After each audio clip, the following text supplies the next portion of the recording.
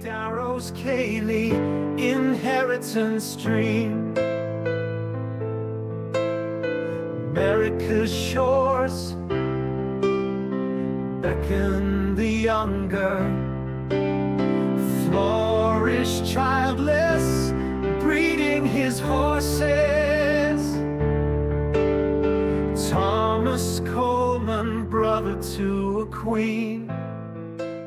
When viewed through the lens of time, many of the events spicing the lives of Estolians are as interconnected and intricate as the web of the Estolian orb weaver.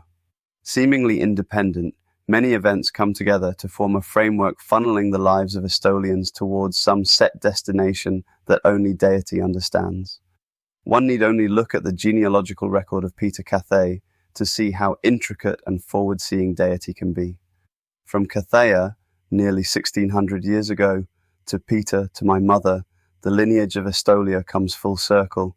I was twice destined to be king. Isaiah Monterey Zakarian, Capitulo 88.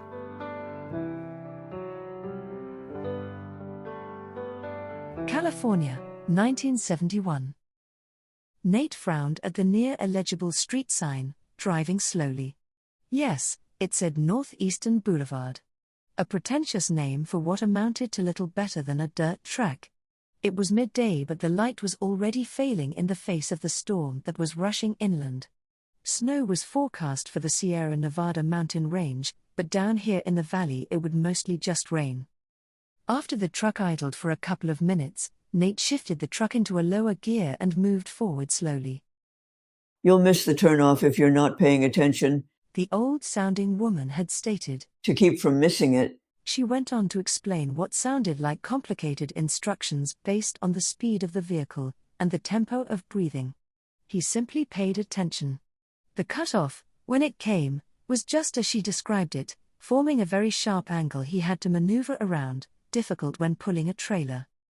Once he was on the correct road, he recalled the next set of instructions she had given him. "You'll know you're on the right road because you'll see some of our stock to the right." In the paddock he saw half a dozen scruffy miniature horses.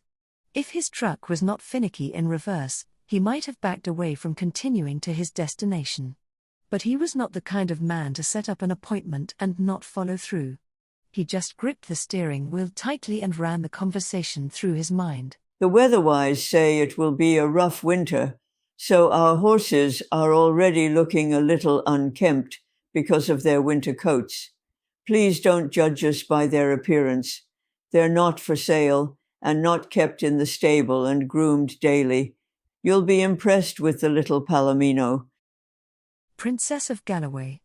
If she was everything they advertised, she was exactly what he wanted, what he needed. From the time he learned about her availability, he was excited by the possibilities. He had been saving up for this purchase for the last 6 months. More than half the winter sky was nearly black with the impending storm by the time he pulled into the stable yard. The house looked like it could be rented out as a haunted house in October. Black, with peeling paint, several windows boarded up, and half the porch collapsed. To his left was the stable block. He knew instinctively that he would approve of the little filly. Where his own homestead was far more well-kept, he did spend more money on the stable than he spent on his house. He had his priorities and these people seemed to share them. Horses first.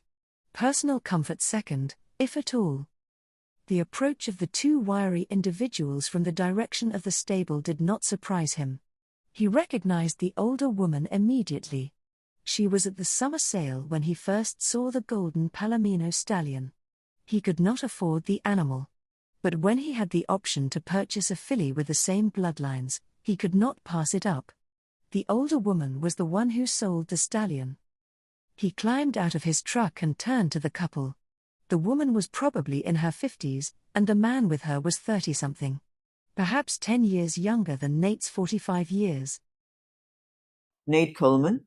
the older woman said. "Yep," he said.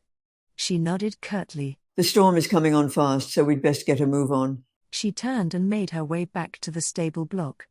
The young man was not introduced to him, but he did not care about that. His interest was not in finding new friends, It was acquiring the exquisite Palomino filly, if she was everything they claimed she would be. The younger man switched on lights as they entered the stable. Nate's breath left him in a low-pitched exclamation of delight. She was perfect. For the next 15 minutes they discussed her bloodline, her conformation, her potential offspring, and then finally the woman said, "You own Shake of Sands?" His most extraordinary animal, he proudly confirmed that he owned the young stallion. "I'm hoping to set her to him this next season," he said, gesturing to the princess. "We were thinking," she said, pulling the younger man closer, "if you would consider a deal." 24 hours later, the storm was still raging. Nate was able to make a deal that cut the cost of the filly in half, and assured that his new stallion might make a name for himself sooner than he otherwise could have. It was as if, at 45 years old, he had finally become someone in the elite circle of breeders of miniature horses. Perhaps in a couple of years he would bring a stallion to the shows, one who would become a champion. That the old woman knew he owned Shake of Sands was exciting all by itself. Inheritance, dream, child of his child, descendant in line. 3 sons exceed his wildest dreams. Thomas Coleman, brother to a queen.